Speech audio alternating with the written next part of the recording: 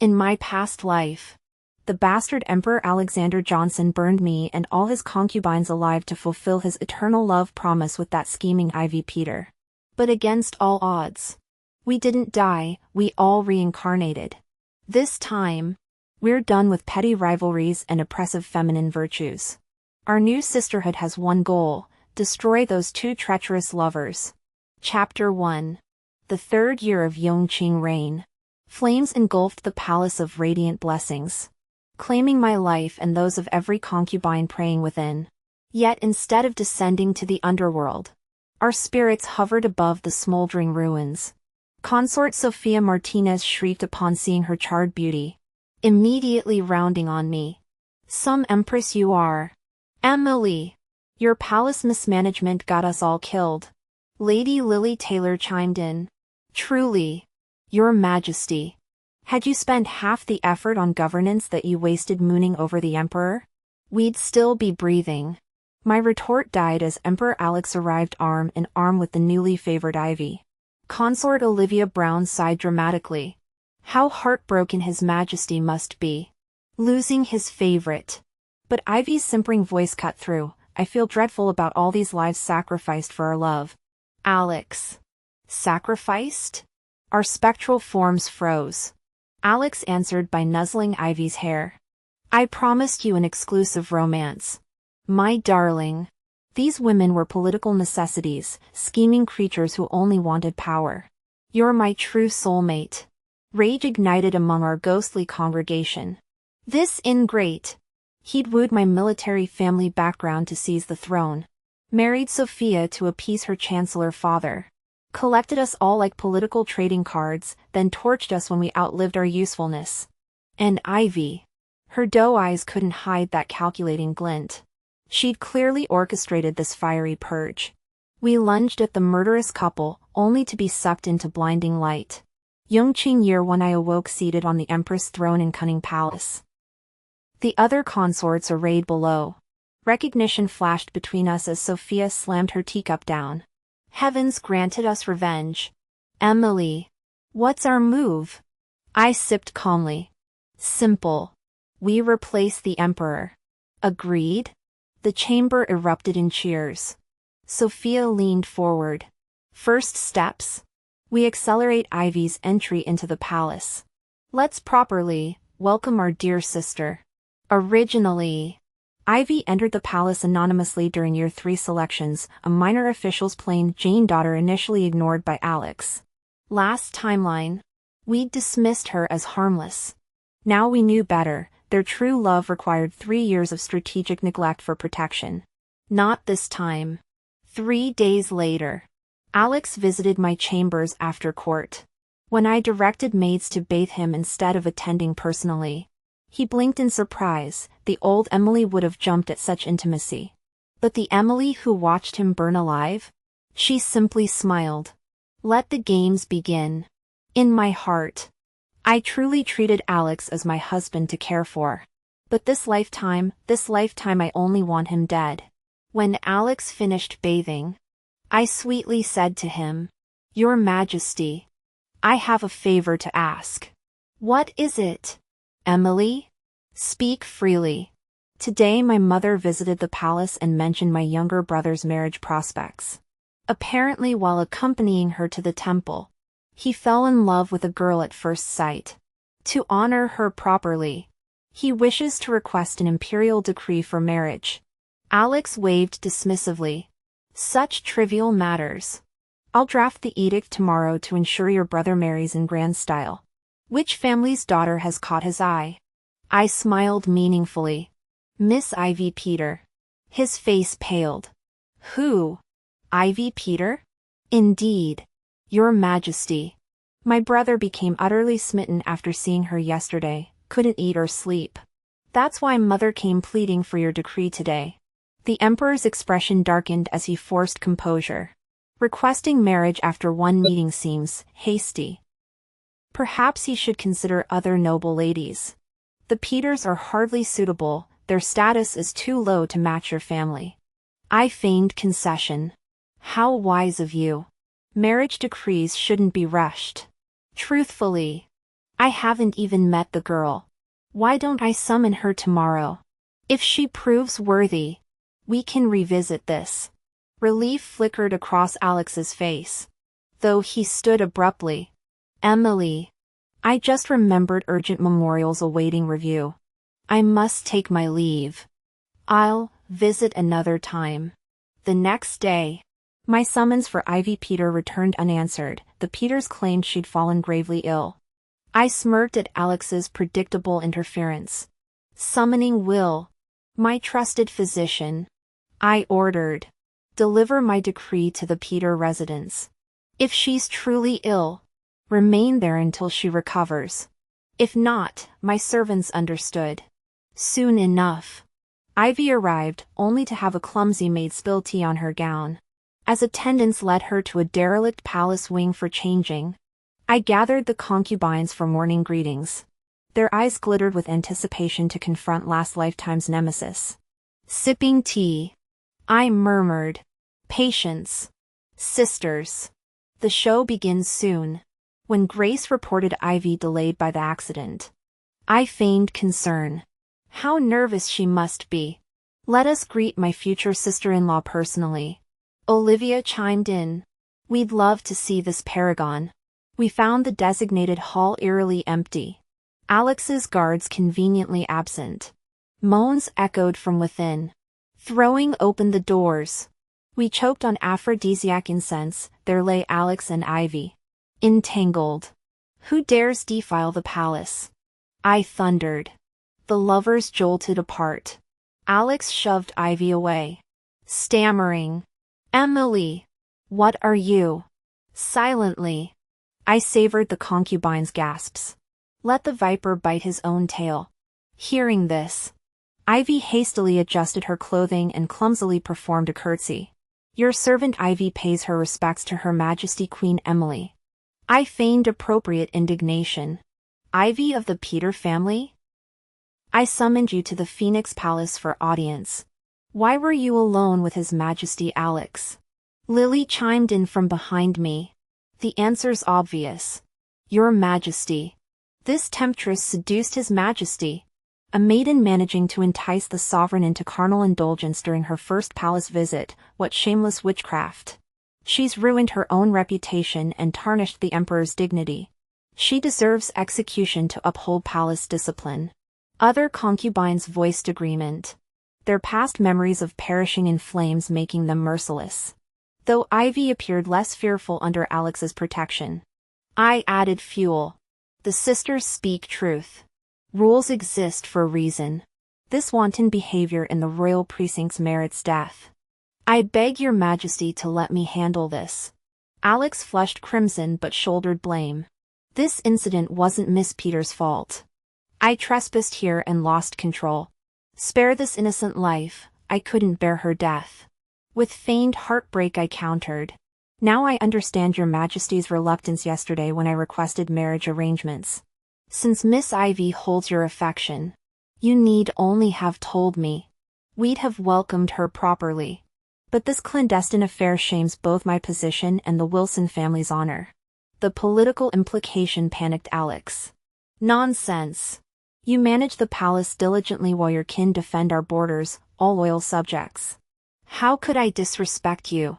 Truthfully, I've only met Miss Ivy twice. Her fate rests entirely with you. Ivy's confidence shattered.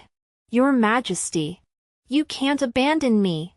Knowing I wouldn't publicly humiliate him, Alex yielded. Since affection exists between His Majesty and Ivy, I declared, I'll resolve this. For seducing the sovereign within palace walls, she'll enter the harem as the lowest-ranked concubine. Alex exhaled in relief. As Her Majesty decrees. Though displeased, Ivy complied. Little did they know her entry would begin their torment. 2 days later, Ivy entered the palace discreetly. Despite Alex's gag order, my faction spread rumors of her scandalous debut until even the dowager heard. Outside court, her father faced colleagues' censure as chief censor, too ashamed to attend sessions. This disgrace would breed resentment. unlike her previous obscure existence that drew no attention. My exposure forced Alex to shower her with favor for survival. I stoked her ambition through apparent patronage while letting other concubines witness her arrogance. During morning courtesies weeks later, Ivy arrived late with insolent composure. "Forgive my tardiness, Your Majesty," Sophia snapped. "Such disrespect after mere weeks. What next?" Ivy preened. "His Majesty kept me occupied last night. Our gracious queen surely understands." I sipped tea leisurely before decreeing. "Tardiness matters little, but multiple complaints cite your arrogance towards superiors. For discipline yet acknowledging royal service. Kneel outside for 1 hour." As guards dragged the protesting Ivy out, I maintained serene composure. Exactly when Alex's council adjourned, his petulant favorite knelt drenched in rain. Spotting him, Ivy wept like a storm-battered blossom. Alex stormed enraging. "How dare you humiliate Ivy? Knowing my fondness, you deliberately shame us both. In past life, his feigned favoritism manipulated my lingering affection. Now only hatred remained." Calmly I answered, "Your Majesty, discipline upholds order. The punishment fits her offenses. Making her kneel in rain? She's delicate. You've grown cruel. Where's the gentle soul who spared stray animals?" My teacup clinked softly. "Your Majesty mistakes mercy for weakness. Palace law tolerates no exceptions, not even for royal favorites." His fist clenched. "You overstep. Emily. Never. Alex. I simply fulfill my duty as Empress." Our gazes locked, his furious, mine glacial. Beyond the threshold, Ivy's theatrical sobs underscored our silent battle of wills. These words cut too deep, as if trampling my dignity underfoot. I immediately knelt an apology. "Your Majesty, Alexander Johnson's reprimand is justified. I am indeed unworthy of such responsibility. Therefore, I wish to return Empress Emily Wilson's seal and voluntarily relinquish my position. As for the title of Empress Emily, please appoint someone more suitable." With that, I instructed Grace Miller, "Go fetch Empress Emily's seal and present it to His Majesty Alex." Witnessing the scene, Alex was startled. "Empress Emily, what is this about?" I merely made a few remarks. "Must we escalate to such extremes?" "Rise at once." Alex moved to assist me up, but I gently brushed his hand away. "Your Majesty needn't indulge me. In this palace, merits deserve rewards and faults warrant punishment. Since I've erred, I'm unfit to remain Empress. I implore you to depose me." Beads of sweat formed on Alex's forehead. He'd intended to support his beloved Ivy, never anticipating I'd demand abdication over minor criticism. Deposing an Empress risked political turmoil especially precarious given Alex's weak royal lineage. His ascension resulted from royal fratricide, and only the Wilson family's military prowess had stabilized his reign through our marriage alliance. "Empress Emily speaks nonsense." Alex backpedaled hastily. I was merely concerned seeing Ivy collapse in the rain. You acted correctly today. She violated palace regulations and deserved punishment. Never speak of abdication again. Our bond transcends petty concubines. I arched an eyebrow. Your Majesty truly finds no fault? None whatsoever. Ivy stared at Alex in disbelief. But Your Majesty, what about Dash? Silence. Alex snapped. You broke rules first. Return to your quarters. I'll dine with Empress Emily today. The confrontation concluded with Ivy's humiliating retreat. After our meal, Alex retreated to his study, theatrically imposing 1-month confinement on Ivy to appease me, though I knew he'd secretly visit Ivy's chambers within days. Perfect. True to form. Alex avoided the harem publicly while my spies reported Ivy sneaking into his study nightly disguised as a eunuch. Their ink-grinding sessions concluded with Alex gifting contraceptive decoctions now replaced with fertility-enhancing tonics through my arrangements. Royal protocol required conception records, making any pregnancy during Ivy's undocumented confinement problematic. When Ivy's confinement lifted, she arrived at my chambers glowing, newfound caution replacing former arrogance. Though pregnancy hadn't materialized yet, Alex kept up appearances by favoring my quarters, attempting to position me as jealousy's target while safeguarding his paramour. Little did he know my sister concubines and I, all reborn from political pyres, recognized this old tactic. We pantomimed rivalry convincingly while my agents monitored Ivy's continued nocturnal visits. Each contraceptive draft she swallowed actually boosted fertility. Fortune smiled when Ivy gagged during morning greetings amidst heavy incense. Lady Ivy seems unwell. Summon Will for examination. Oblivious to the switched tonics, Ivy consented. The physician's widening eyes confirmed success. The palace's newest scandal quickened in her womb. After the imperial physician, Will Clark, finished his examination, he hurriedly announced, "Empress Emily Wilson, Lady Ivy Peter is with child." I gasped in shock. "What did you say? Pregnant? Will, how dare you spread such lies?" The physician bowed. "Your Majesty Emily, with decades of medical practice, I can confirm Lady Ivy is indeed 1 month pregnant." Slamming my hand on the armrest, I snapped. "Impossible. Lady Ivy hasn't attended the royal bedchamber for nearly 2 months. How could this happen?" Olivia Brown, the imperial consort, immediately stepped forward and slapped Ivy across the face. "You treacherous wench. Daring to cuckold Emperor Alex Johnson. Name your lover." Dazed from the blow, Ivy stammered, "And no, I'd never betray His Majesty." When Ivy's confinement lifted, she arrived at my chambers glowing, newfound caution replacing former arrogance. Though pregnancy hadn't materialized yet, Alex kept up appearances by favoring my quarters, attempting to position me as jealousy's target while safeguarding his paramour. Little did he know my sister concubines and I, all reborn from political pyres, recognized this old tactic. We pantomimed rivalry convincingly while my agents monitored Ivy's continued nocturnal visits. Each contraceptive draft she swallowed actually boosted fertility. Fortune smiled when Ivy gagged during morning greetings amidst heavy incense. Lady Ivy seems unwell. Summon Will for examination. Oblivious to the switched tonics, Ivy consented. The physician's widening eyes confirmed success. The palace's newest scandal quickened in her womb. After the imperial physician, Will Clark, finished his examination, he hurriedly announced, "Empress Emily Wilson, Lady Ivy Peter is with child." I gasped in shock. "What did you say? Pregnant? Will, how dare you spread such lies?" The physician bowed. "Your Majesty Emily, with decades of medical practice, I can confirm Lady Ivy is indeed 1 month pregnant." Slamming my hand on the armrest, I snapped, "Impossible. Lady Ivy hasn't attended the royal bedchamber for nearly 2 months. How could this happen?"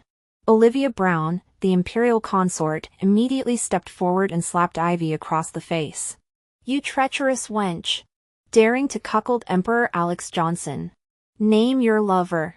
Dazed from the blow, Ivy stammered, "And no, I'd never betray His Majesty. This child is Emperor Alex's." I looked at her coldly. "Still clinging to this slander? The palace records clearly show you haven't served His Majesty in 2 months. Since Emperor Alex is still in court, we'll take you to Empress Dowager's palace for judgment." Neither dared accept this offer. My family commanded the northern frontier armies. As Ivy wept over her lost pregnancy and Alex struggled to salvage his dignity, the palace walls echoed with the crumbling of imperial authority. Even though everyone knew I was the one who fanned the flames today, Alex Johnson and Ivy Peter had no choice but to swallow this bitter pill. To my surprise, the Empress Dowager even rushed to comfort me. She helped me up from the floor immediately. "Emily, what are you talking about? You've been diligently managing palace affairs since joining the imperial household. This concubine Ivy is merely someone to amuse the emperor. How could her trivial existence warrant the empress of this nation resigning? Frankly, That girl shouldn't have been tempting Alex during her confinement if she truly understood propriety.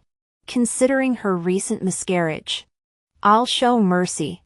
Let her spend a month praying at the palace chapel, both to reflect on her mistakes and honor her lost child. This decision completely contradicted Ivy's expectations. Unable to challenge the Empress Dowager, she turned to Alex. Your Majesty, our poor child died so cruelly. Her heart-wrenching display moved Alex instantly.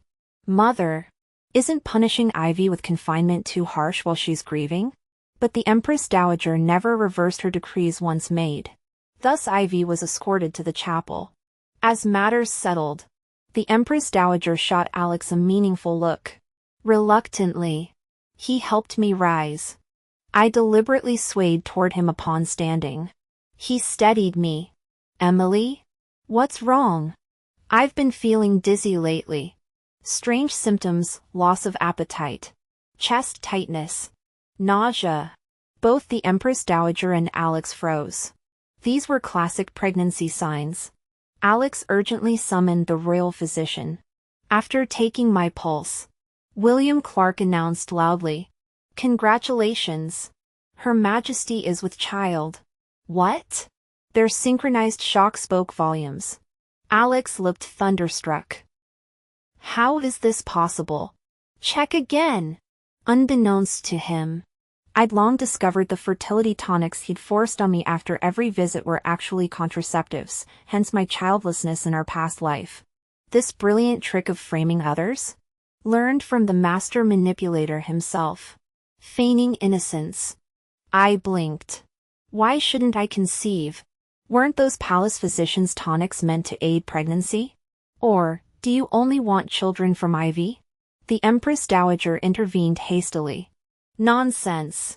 Any child of yours would be the legitimate heir. Alex is simply overwhelmed by recent events.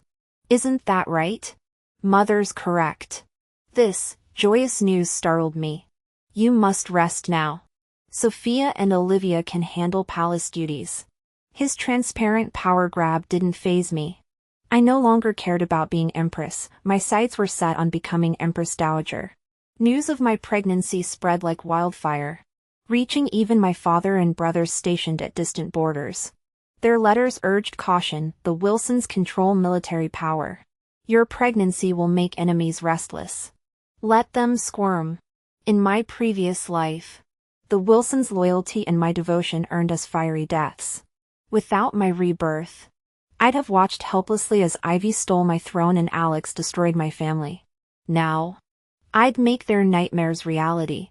During my confinement, I plotted how to gain family support.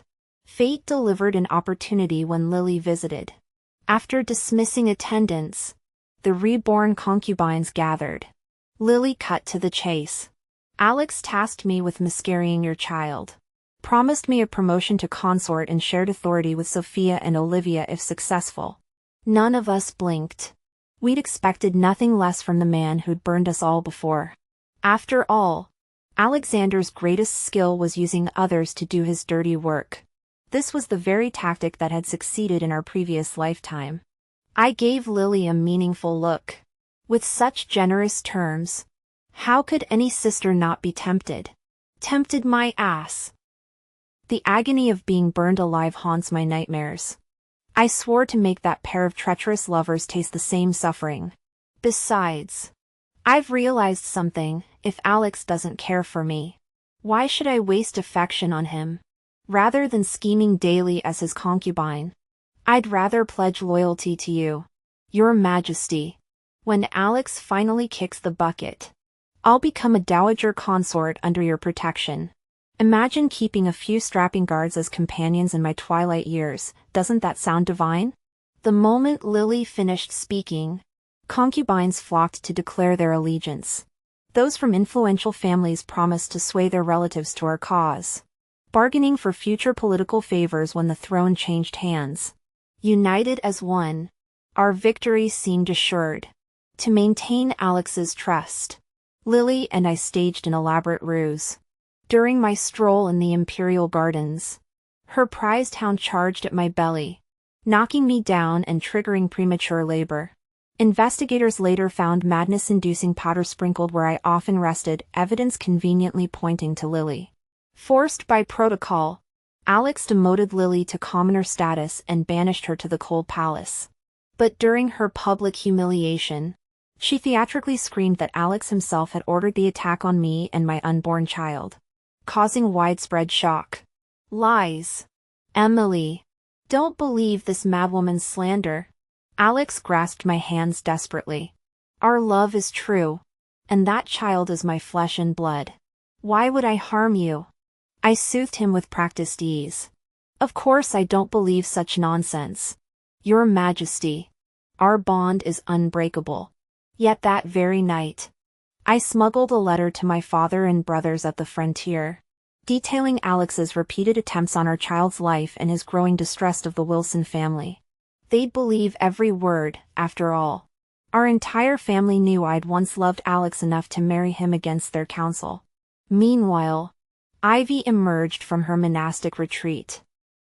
Losing her child had stripped away her naivety, leaving only venomous ambition simmering beneath her lowered lashes. Let her scheme, she wouldn't live to see spring.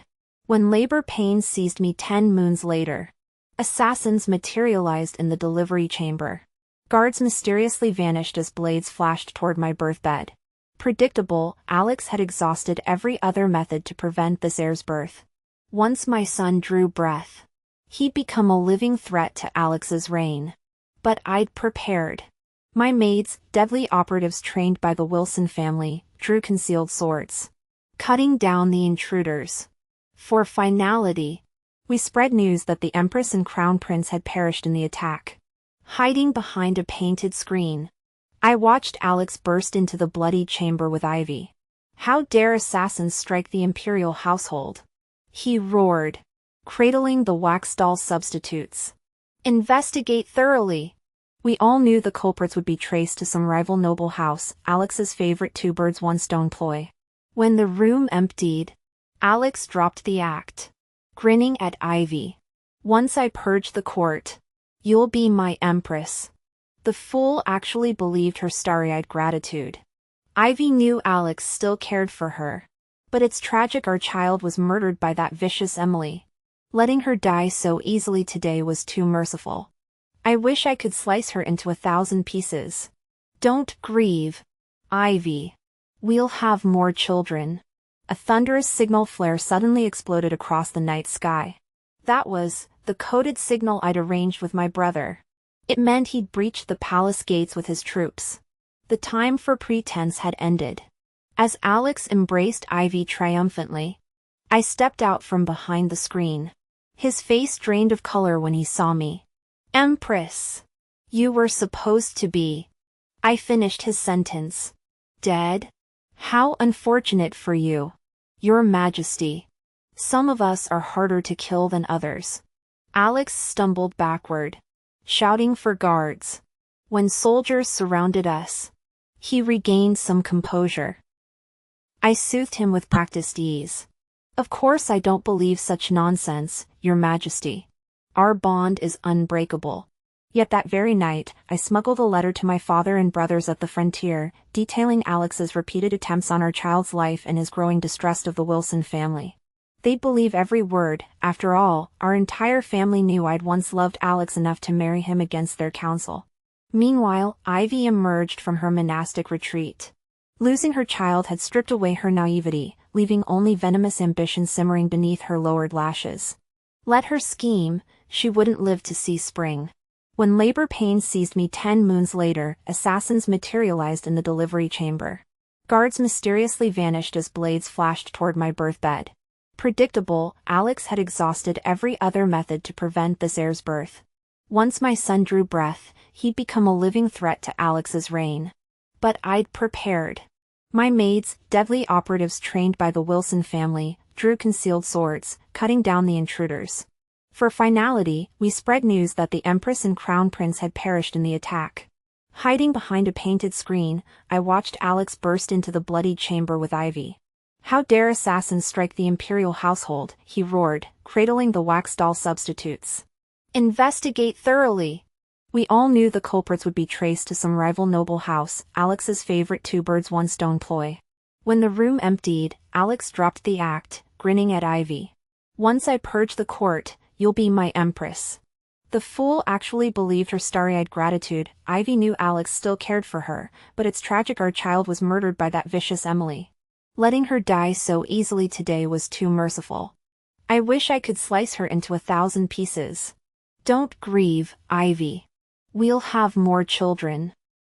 Truth belongs to those who hold power. I replied calmly.